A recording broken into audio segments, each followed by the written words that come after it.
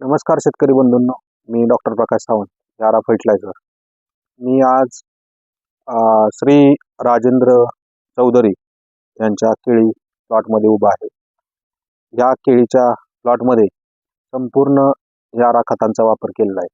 यामध्ये लागवडीनंतर 30 दिवस, 60 दिवस आणि 90 दिवसांनी यारामिला कॉम्प्लेक्स, यारालिवा नायट्राबोर व यारा SOP FG याचा वापर केलेला आहे. तसेच 30 दिवसापासून ते 180 दिवसापर्यंत या वाढीच्या अवस्थेमध्ये निस्वनीपर्यंत यारारेगा 17-0-17 व याराटेरा कॅल्सिनेट याचा वापर केलेला आहे.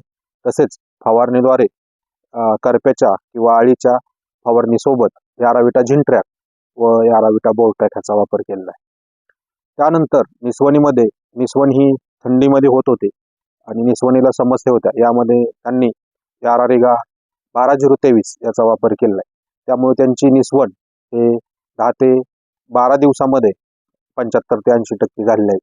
त्यामुळे आज काढणी सुद्धा होताना त्यांच्या 2च दिवसामध्ये 7 गाड्या कापले. म्हणजे जवळजवळ 75 ते 80% व जवळजवळ 90 ते 100 टन माल हा त्यांचा या 10,000 खोडातून त्यांचा रोपातून आज काढणी होत आहे. आणि हा माल पूर्ण इराक या देशामध्ये एक्सपोर्ट होतोय. तर सांगायचं हेच, त्यांनी एक्सपोर्टमध्ये बॅगिंग, बड इंजेक्शन असेल, त्याच पद्धतीनं घड फवारणीसाठी याराविटा झिंट्रॅक, याराविटा सेनिफॉस आणि स्टॉपिट याचा वापर केलेला आहे. तसेच ज्यावेळेस पोटॅश हा त्यांनी नत्राच्या 3 पट केला, त्यासाठी याराटेरा SOP याचा वापर केलेला आहे.